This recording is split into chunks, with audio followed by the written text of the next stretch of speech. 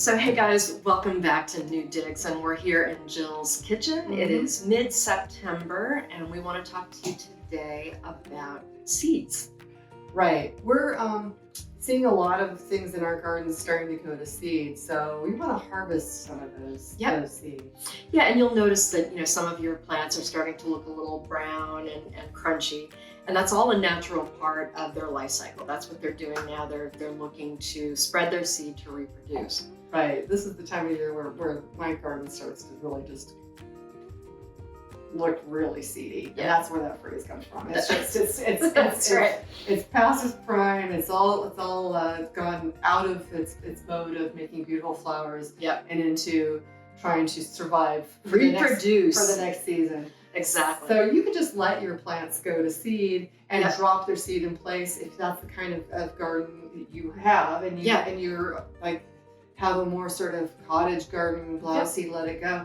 And I'm all for that. And in fact, I actually have this wonderful patch of Thai basil. It's that really fragrant holy basil Yeah. that I have not planted in 3 years since I moved into my new digs. I just let the original plants a couple of years ago go to seed, and I have a whole bed that just comes back every You year. must be very happy. with It's super happy. it. So And, that sometimes if you want to have a little bit more control, or if you want to save some seed to share with your Right. friends and trade, you need to collect the seed and do a little bit of processing and store the seed for later on, so Right. you can sow it when and where you want. right. And this is really a pretty easy process, but we'll show you kind of how to collect the seed, how to, as you said, how to prepare it, which basically means letting it dry out, I think, a little bit. And then It's how a to little store it. different for different seeds, but we'll show you kind of some basic, easy plants that we Yeah. have been collecting seed from. Yeah. First, you're going to need a paper bag, and it's helpful if you pre-label on the paper bag what the plant is that you're harvesting, and just have a bunch of bags ready for all the different things you're going to harvest. I tend to, when it gets all brown and crispy like this is feverfew, I'm going to cut off a chunk and then put it face down right into the bag. And that's about all I really want to harvest today of that. And I'm going to put this in a cool, dry place and hang it for a while. For me, that's my mudroom. And I'll let that sort of sit for a while until it gets really dry out and the seeds start to fall.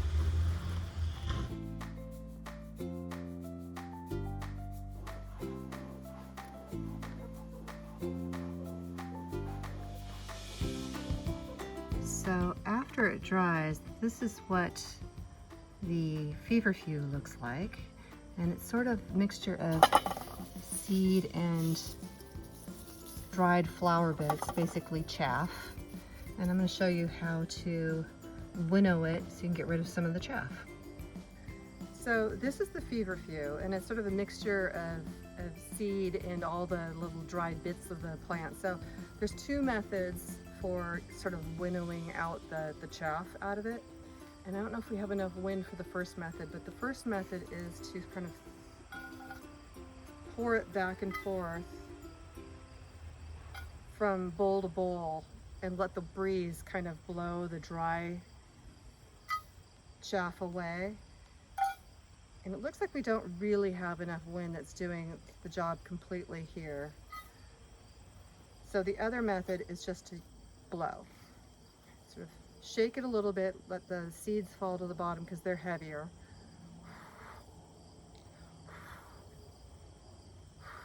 Now do this someplace where you don't mind there being a little bit of seed getting out of the bowl and sowing. I don't mind feverfew just sort of sprouting up in a few places, so I'm kind of okay with that. But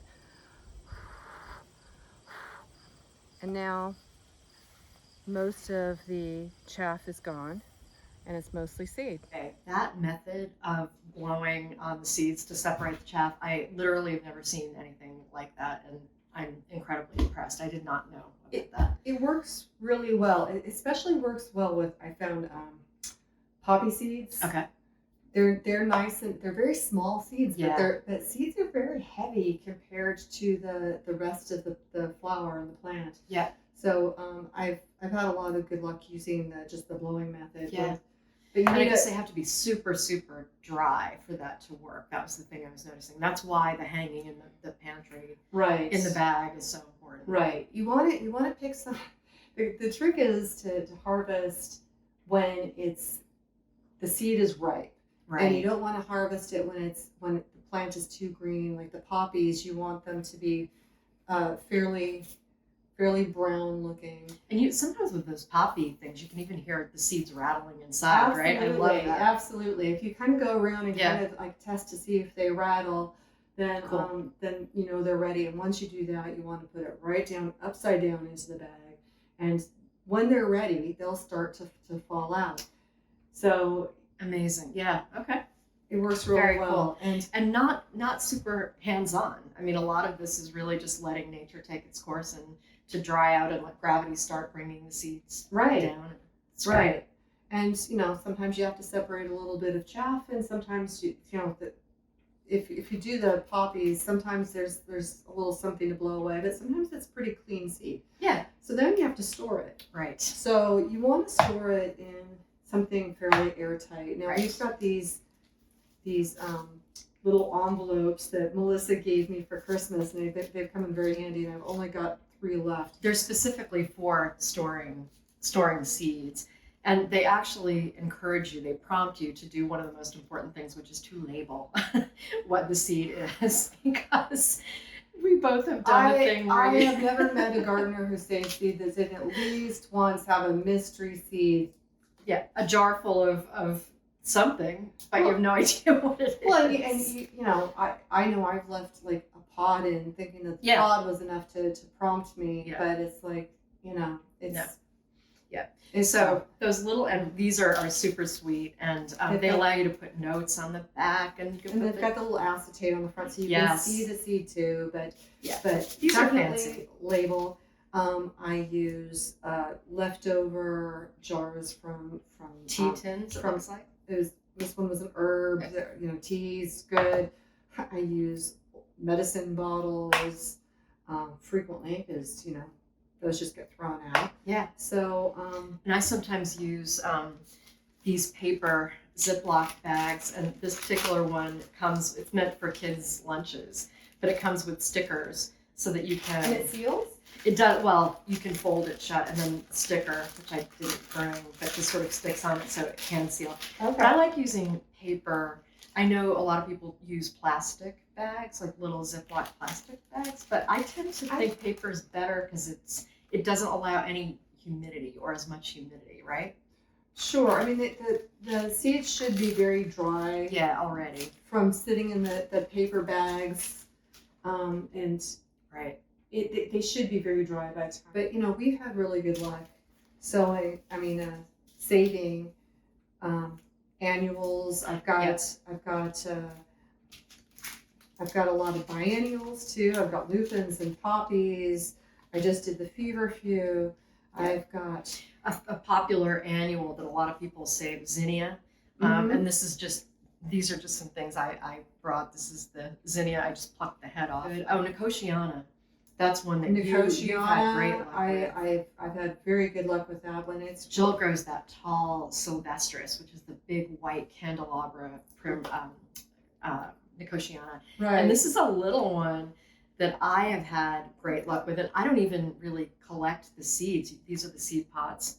You can kind of see, and these are the brown ones are the ones that are getting riper. This is the These flower. are sweet little lime green ones. But those seed themselves all over my yard, and I certainly could collect the seed. But it's anything that's tall, like a lupin or a foxglove. Yeah. I do a lot of saving from foxglove that has tall. It's pretty easy to get them, sort of cut them, bend them over, Yeah. and shake them off into the bag. Yeah. And let them dry in the bag. Right, I know. Now, one other thing that I always save from year to year is my tomato seeds, because I do heirloom tomatoes. And that's really, really important. And again, that's another whole video. What is a hybrid? What's an heirloom? But with tomatoes, heirloom means that the seeds will come back true. it won't revert back to an earlier form of the hybridized thing that the tomato came. So Sun Gold, here's our Right. example. Sun Gold, I saved my Sun Gold seeds for years, and I don't know why I had it in my head that it was an heirloom, but it turned out it wasn't. And after about 3 or 4, or maybe it was even 5 years of growing the seed, harvesting the seed, and saving new seed every fall, and then growing it again next spring. Yeah. After about 5 years of that, I said, Melissa, my Sun Golds aren't gold They're anymore. red. They're red. What's going on? And I, of course, figured out it's because they reverted back to one of their parent plants. It's a hybrid. A hybrid just means two things are crossed. Exactly.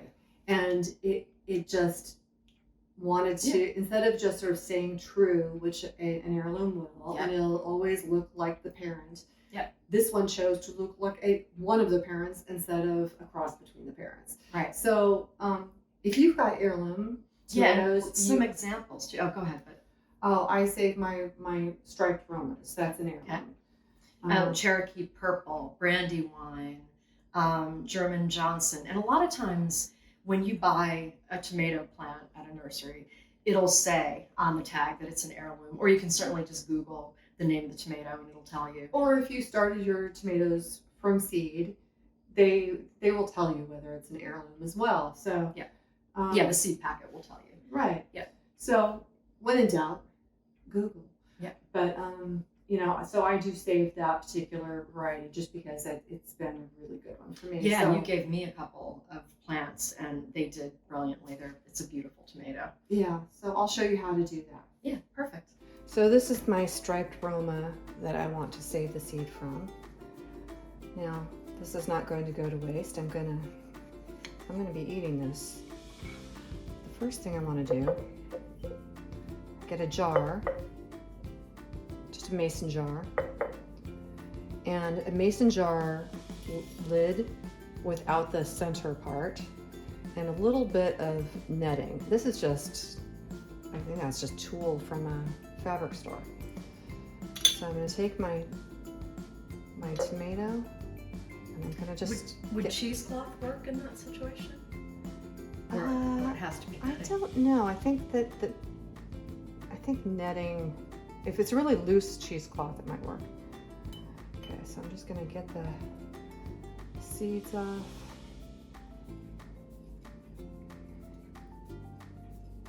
And choose seeds from your nicest, healthiest plants, because that's the genetics you want to bring forward to the next season.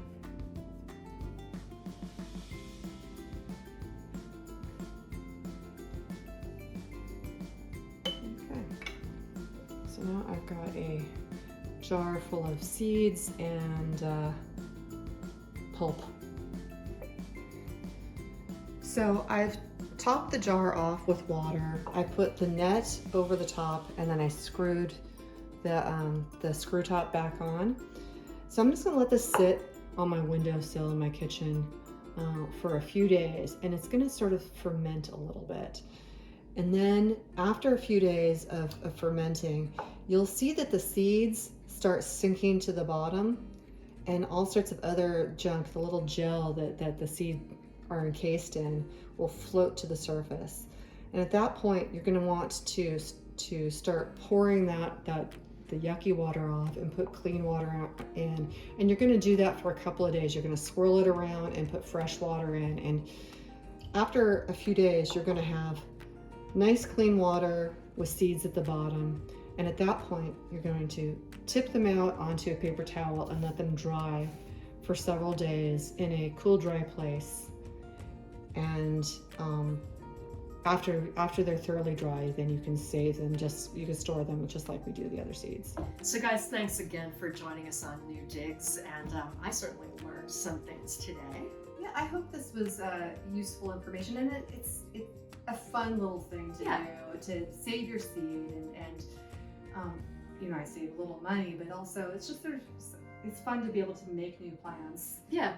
And you can make them cheaply. family. Yep.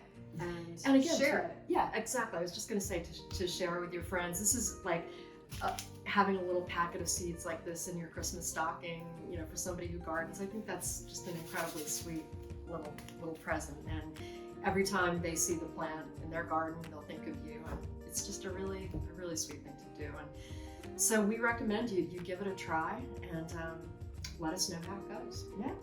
So if you liked this video, please like it and subscribe, and we'll see you next time on New Digs.